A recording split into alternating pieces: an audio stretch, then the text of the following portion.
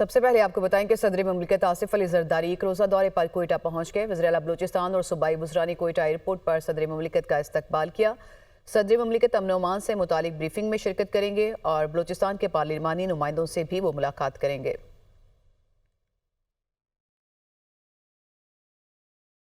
خیبر میں پاک افغان حکام اور جرگہ مائدین کے مذاکرات کامیاب۔ پاک افغان تورخم بارڈر آج 24ویں روز مال بردار گاڑیوں کے لیے کھول دیا گیا ہے۔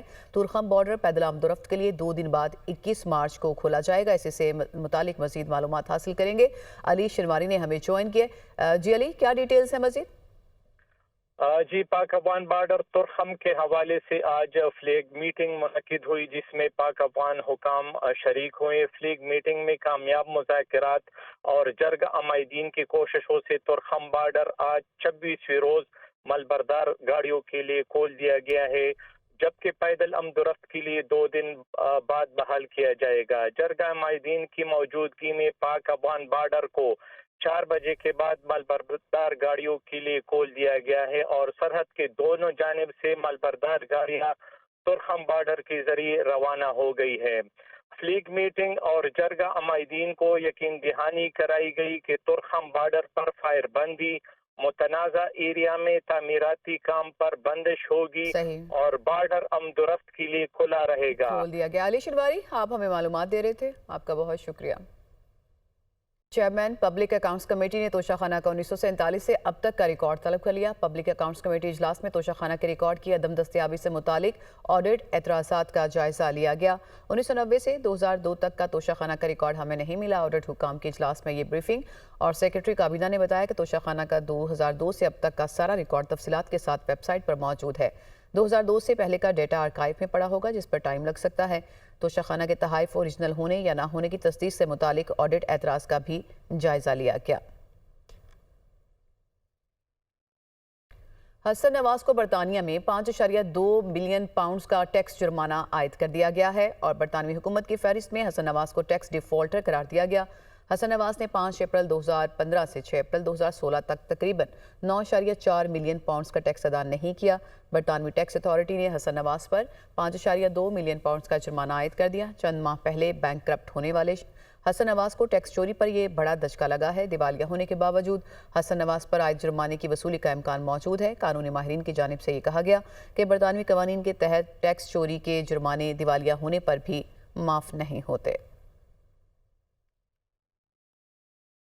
اقوام متحدہ کی 58ویں اجلاس میں مظلوم کشمیریوں پر بھارتی ظلم و ستم کو اجاگر کیا گیا اور آپ کو بتائیں کہ جو انسانی حقوق کی خلاف ورزیاں ہیں اس پر اظہار تشویش بھی کیا گیا۔ بھارت کئی دہائیوں سے مقبوضہ جموں کشمیر میں ماورائے عدالت قتل اور تشدد میں مصروف ہے۔ کشمیر انسٹی ٹیوٹ آف انٹرنیشنل ریلیشنز کے چیئرمین نے کشمیری عوام پر جابرانہ قوانین کا پردہ چاک کیا۔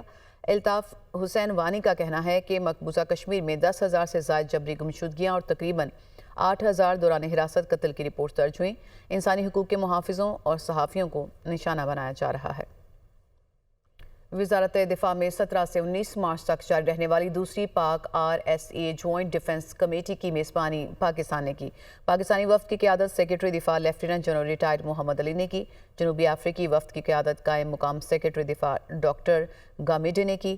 JDC کے دونوں شریک چیئرمینوں نے باہمی دلچسپی کے امور اور دفاعی تعاون پر تبادلہ خیال کیا۔ دونوں اطراف سے مشترکہ دلچسپی کے مختلف شعبوں پر اطمینان کا اظہار کیا گیا۔ دونوں ممالک کے درمیان دفاعی تعاون کی ممکنہ شعبوں پر روشنی ڈالی گئی۔ سیکرٹری دفاع نے اس بات پر روشنی ڈالی کہ جنوبی افریقہ کے ساتھ پاکستان کے تعلقات انصاف، آزادی اور انسانی حقوق کے احترام کی مشترکہ اقدار کی طویل تاریخ سے جڑے ہیں۔ پاک فوج اقوام متحدہ کے امن مشن میں سب سے زیادہ دستے دینے والوں میں شامل ہے، جو افریقہ میں استحکام کے لیے کردار ادا کر رہی ہے۔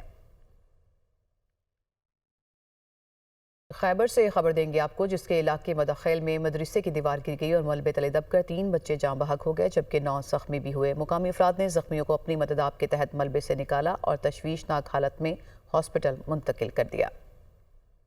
وزیراعظم شہباز شریف 4 روزہ سرکاری دورے پر سعودی عرب چلے گئے۔ وزیر خارجہ اسحاق ڈار سمیت وفاقی وزراء بھی ان کے ہمراہ ہیں۔ وزیر اعلیٰ مریم نواز اور شریف فیملی کے دیگر ارکان بھی وزیراعظم کے ساتھ ہیں۔ وزیراعظم سعودی ولی عہد محمد بن سلمان سے ملاقات کریں گے۔ وزیراعظم کے دورے کا مقصد 2 طرفہ تعلقات کو مضبوط بنانا، اقتصادی تعاون کو بڑھانا اور سرمایہ کاری کو فروغ دینا ہے۔ عالمی اور علاقائی پیش رفت بالخصوص غزہ اور مشرق وسطیٰ کی صورتحال پر بھی غور کیا جائے گا۔ پاک بحریہ اور روسی بحریہ کے درمیان دو طرفہ چھٹی مشق عربین مانسون کا بحیرہ عرب میں انعقاد ہوا۔ مشق میں روسی بحری جہازوں کے علاوہ پاک بحریہ کے مختلف اثاثے اور پاک فضائیہ کے لڑاکا طیارے بھی شریک ہوئے۔ ISPR کے مطابق مشق کا مقصد باہمی تعاون کو فروغ دینا، بحری سلامتی کو درپیش مشترکہ خطرات کے خلاف عزم کا مظاہرہ کرنا تھا۔ کراچی میں روسی بحری جہازوں کے قیام کے دوران دو طرفہ جہازوں کے دورے، ہاربر ڈرلز اور ٹیبل ٹاپ ڈسکشنز بھی کی گئیں۔ روسی بحریہ کے مندوبین نے پاک بحریہ کے سینئر حکام سے ملاقاتیں بھی کی۔ ISPR کا کہنا تھا کہ میری ٹائم ڈومین میں مشترکہ مشق کا انعقاد خطے میں بحری سلامتی کے لیے پاک بحریہ کے عزم کا مظہر ہے۔ عید الفطر پر 3 چھٹیاں ہوں گی، وفاقی حکومت نے اعلان کر دیا ہے، اور عید تعطیلات 31 مارچ سے 2 اپریل تک ہوں گی۔ کابینہ ڈویژن نے سرکاری تعطیلات کا نوٹیفیکیشن بھی جاری کر دیا ہے۔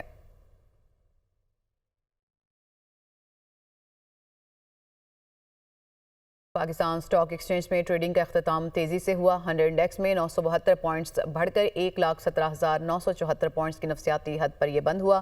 سونے کی قیمتوں میں ریکارڈ تیزی جاری ہے۔ 24 کیرات فی تولہ سونا 1,650 روپے سے بڑھ کر پہلی بار 3 لاکھ سے بھی تجاوز کر چکا ہے۔ اس سے متعلق مزید معلومات حاصل کریں گے۔ حمزہ گیلانی کراچی سے ہمارے ساتھ موجود ہیں۔ جی حمزہ، کیا صورتحال رہی مارکیٹ میں ٹریڈنگ کی، اور ڈالر اور سونے کی پرائسز سے متعلق بھی اپڈیٹ کیجیے گا۔ دیکھیں، آج بھی ہم نے زبردست تیزی دیکھی ہے، اور یہ تیزی کا تسلسل ہم 4 ٹریڈنگ سیشنز میں نوٹ کر رہے ہیں، اور 3,800 پوائنٹس کا مجموعی طور پہ اضافہ ہوا ہے۔ 1,16,000 سے بڑھ کر 100 انڈیکس 1,17,000 پہ آیا، پھر 1,18,000 کی نفسیات پار کرنے میں آج 100 انڈیکس کامیاب ہوا۔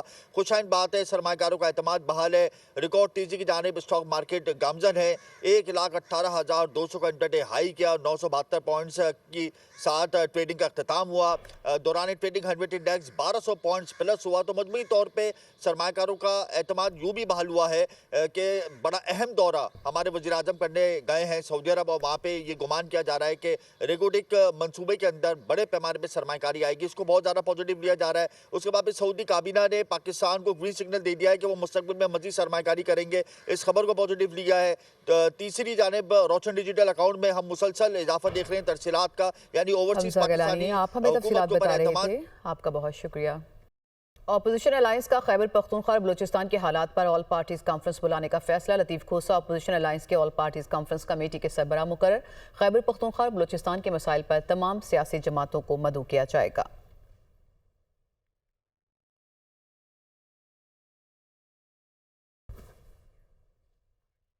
چیئرمین PTI بیرسٹر گوہر کا کہنا ہے کہ دہشت گردی کے خلاف سب کو ایک پیج پر ہونا ہوگا۔ دہشت گردی کے خلاف بلا امتیاز کارروائی ہونی چاہیے۔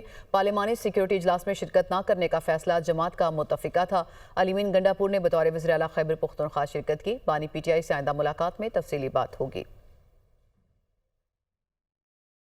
سب کو تو ایک پیج پہ ہونا ہوگا، اور پاکستان تحریک انصاف کا تو پہلے سے موقع پہ کہ جب دہشت گردی کی بات آ جاتی ہے تو پورے قوم کو ایک پیج پہ ہونا چاہیے۔ کہ میری تو سجیشنز یہی تھی کہ آپ اسمبلی کے اجلاس میں سارا کچھ بریفنگ کر دے، بجائے اس کے کہ آپ کمیٹی میں کر لیں۔ لیکن شرکت نہ کرنے کا فیصلہ یہ بھی پارٹی کا فیصلہ تھا، اور ایک اصولی موقع پہ کتنی بڑی لیڈر کو آپ باہر نہ رکھیں۔ دیکھو، فارن افیئر اور انٹرنیشنل ریلیشن ایک کمیٹی تھی، لیکن وہ ہم وقتاً فوقتاً کوئی کمیٹیاں بناتے بھی ہیں، جب اس کی ضرورت نہیں رہتی تو پھر ڈسبینڈ بھی کرتے ہیں۔ نہیں، دیکھو، دہشت گردی میں بریفنگ ہے وہ والی تو الگ بات ہے کہ نہیں ہے، لیکن دہشت گردی پہ ہمارا موقف ہمیشہ سے یہی رہا ہے کہ دہشت گردی میں سب کو اکٹھا ہونا چاہیے، ایک بیانیہ ہونا چاہیے، اور اتنے پاپولر لیڈر کو بھی آپ باہر رکھیں۔ اور KPK کی جو گورنمنٹ ہے وہ بھی بڑا اس سے نبرزما ہو رہی ہے، وہ بھی سٹرگل کر رہی ہے۔ ہم نے اپنا موقع پہلے بھی بیان کیا ہے، اسمبلی میں بھی بیان کیا ہے، اور جو کمیٹیز تھی ایپیکس کمیٹی میں اس میں علیم گنڈاپور صاحب پہلے لے کے آئے تھے، تو موقع ہمارا آلریڈی آ چکا۔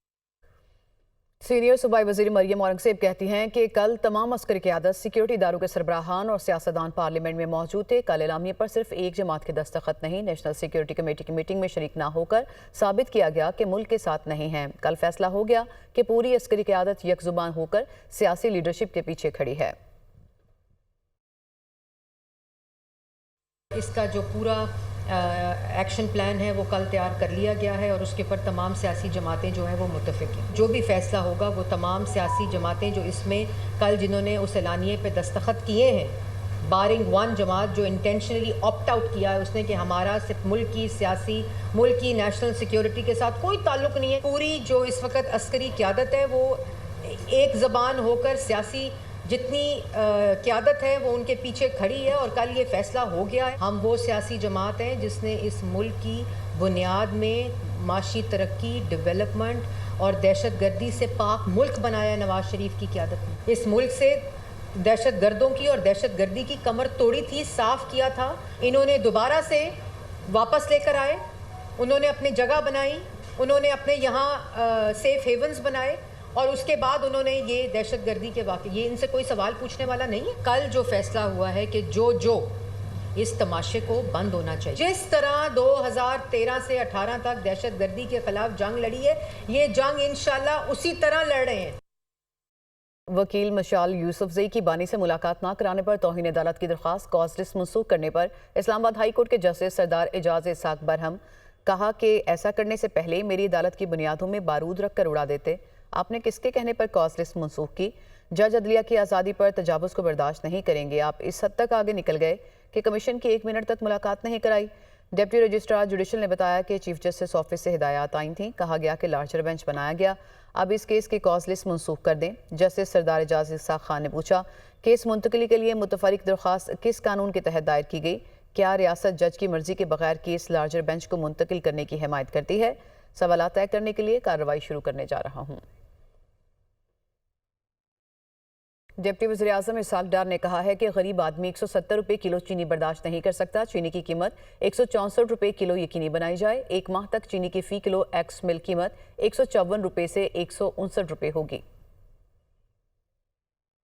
179 بہت جگہ پہ ہمیں فیڈ بیک ملی جو کہ آبویسلی ٹالریبل نہیں ہے کسی بھی صورت میں. پرائم منسٹر صاحب کے لیے عام جو آدمی ہے اس کو ریلیف ملے اور اس کو یہ 180 اور پھر 200 کی باتیں ہو رہی ہیں یہ نہ سننے کو ملے.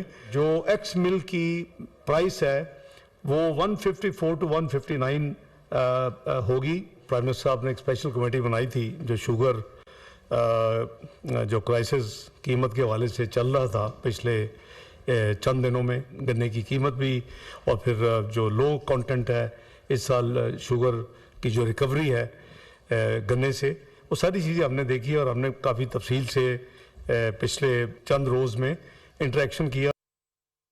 مصطفیٰ عامر قتل کیس میں ارمغان کی گرفتاری کا معاملہ ایف آئی اے نے 10 مرچنٹ اکاؤنٹس شناخت کر لیے ہیں. مزید جو اکاؤنٹس ہیں ان پر بھی کام جاری ہے. ذرائع ایف آئی اے کے مطابق ان مرچنٹ اکاؤنٹس کے ذریعے کال سینٹر کے پیسے آتے تھے. کال سینٹر سے منسلک سٹاف کو پیسے بھی انہی اکاؤنٹ سے فراہم کیے جاتے تھے. مزید معلومات حاصل کریں گے. نمائندہ دنیا نیوز بلال نصیر نے کراچی سے ہمیں جوائن کیا. جی بلال، کیا تحقیقات میں مزید پیش رفت ہوئی؟ جی بالکل، یہ کال سینٹر جو چلتا تھا اس پر جو ہے اس کے مرچنٹ اکاؤنٹ کے حوالے سے ایف آئی اے نے اکاؤنٹس جو ہیں وہ سرفیس کیے ہیں اور ان اکاؤنٹس کی جانچ پڑتال شروع کر دی ہے. انہی اکاؤنٹس کے ذریعے مرچنٹ اکاؤنٹس کے ذریعے کال سینٹر کا جو پیسہ ہے وہ ارغمان تک پہنچتا تھا اور اس کے بعد وہ انہی اکاؤنٹس کے ذریعے جو ہے اپنے اسٹاف کی سیلریاں بھی دیتا تھا. اس کے حوالے سے مزید کچھ اکاؤنٹس ہیں، 5 اکاؤنٹ جو بینک اکاؤنٹس ہیں وہ خالی ہو چکے ہیں. ایف آئی اے حکام کا کہنا ہے کہ وہ چیک کیا جا رہا ہے کہ اس میں سے پیسے کب نکالے گا، اس کی گرفتاری کے بعد یا اس کی گرفتاری سے پہلے، اس پر جانچ کی جا رہی ہے. اس کے ساتھ ساتھ کرپٹو جو ہے اس کے حوالے سے بھی ایف آئی اے تحقیقات کر رہی ہے اور کوشش کر رہی ہے کہ کرپٹو کے اندر جو چیزیں ملوث ہیں اس کے عناصر ہیں ان پر بھی کام کیا جا رہا ہے اور جو کرپٹو کے اس کے پاس چیزیں موجود ہیں اس پر بھی ایف آئی اے نے تحقیقات شروع کر دی ہے. جی بہت شکریہ بلال نصیر، آپ نے معلومات دی.